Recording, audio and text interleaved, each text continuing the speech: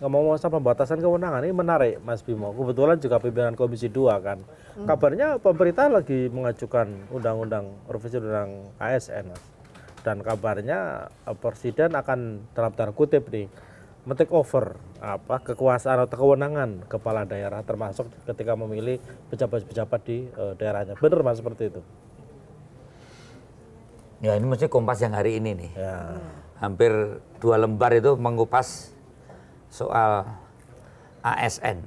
Iya, karena kan ini kan relate dengan apa yang tadi jenengan katakan kan, bahwa seorang kepala negara harus bisa membatasi, bukan malah menambah lagi kekuasaan yang sudah diberikan kan. Ya itu tadi saya katakan bahwa demokrasi ini berjalan tergantung kehendak subjektif presiden. Mau jalankan demokrasi ini enggak?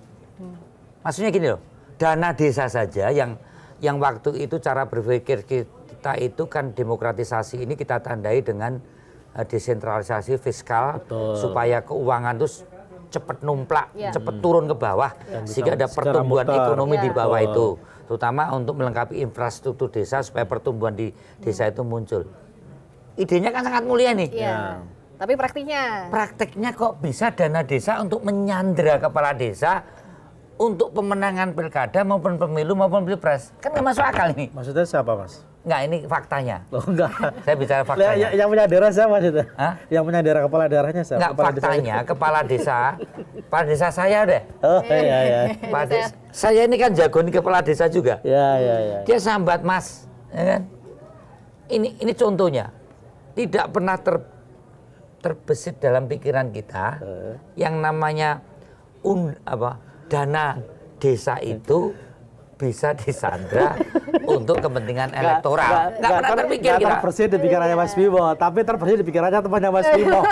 Faktanya ada kepala desa yang sambat, Mas kali ini saya nggak bisa mendukung Mas Bimo. Jadi, gitu. Jadi kalau ini undang-undang ASN tadi juga kesana arahnya sama. Undang-undang ASN ini gini ceritanya. Undang ASN ini baru 1 tahun direvisi atas inisiatif DPR. Undang-undang sekarang ini, ini hasil inisiatif usulan DPR yang merevisi undang-undang yang kemarin. Nah, sekarang mau direvisi belum lagi. muncul peraturan pemerintahnya, belum muncul peraturan menterinya. Mau direvisi lagi. Masuklah ke prolegnas. Ini usulan siapa? Karena Komisi 2 tidak mengusulkan. Ternyata kan? usulan. Nah, ini muncul prolegnas, ada perubahan undang-undang ASN terutama terkait dengan hal yang menyangkut masalah kewenangan di dalam proses mutasi perpindahan dan pengangkatan ASN khususnya eselon 2 setingkat kepala dinas oleh meritokrasi di tingkat nasional. Itu geger karena sudah terbuka di media. Saya ngomong saya keberatan, belum ke substansi. Saya keberatan karena ini baru 1 tahun belum dilaksanakan, kok mau diusulkan direvisi lagi dengan inisiasi yang sama. Kalau memang ada yang memang urgent mendesak untuk ASN, silahkanlah pemerintah yang mengusulkan, jangan lewat DPR. Loh, berarti yang sekarang juga yang ngusulin DPR? Sekarang ini DPR, tapi baru dalam proses draft RUU. Jadi bisa dibatalkan. Dan saya dengar karena sudah ribut gonjang-ganjing apalagi hari ini sudah digelar di Kompas kayak gitu. Saya kok Kompas sekarang lanturan ini Mas. Kompas cetak.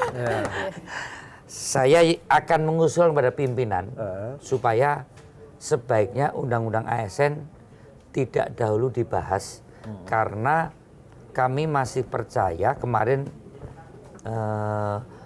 Badan Keahlian juga mengundang Pak Aryas Rashid yang sangat menjadi mentor kita untuk otonomi daerah, mentor kita untuk desentralisasi.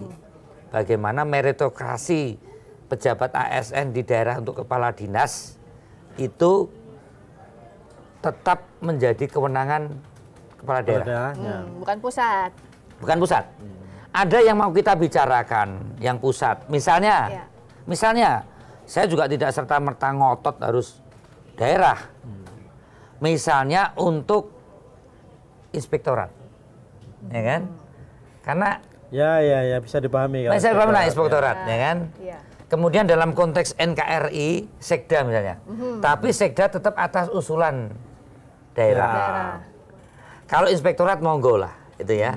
Karena ini menyangkut masalah keuangan pengawasan. Biar nggak ada konflik of interest kalau yang milih kepala daerahnya. Ya, kalau yang dari bawah nanti bisa kong kaling kong. Ya. Tapi inspektorat itu nanti akan lebih membuat transparansi akuntabel terhadap dana-dana DAK, DAU, transfer daerah. Ya. Masuk akal. Yang semacam ini bisa dibicarakan. Ya.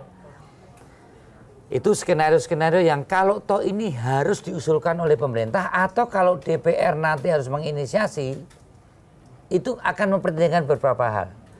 Juga untuk daerah-daerah yang pemekaran, tapi 90%, 95%, 97% dana APBD-nya masih tergantung pada Transfer pusat.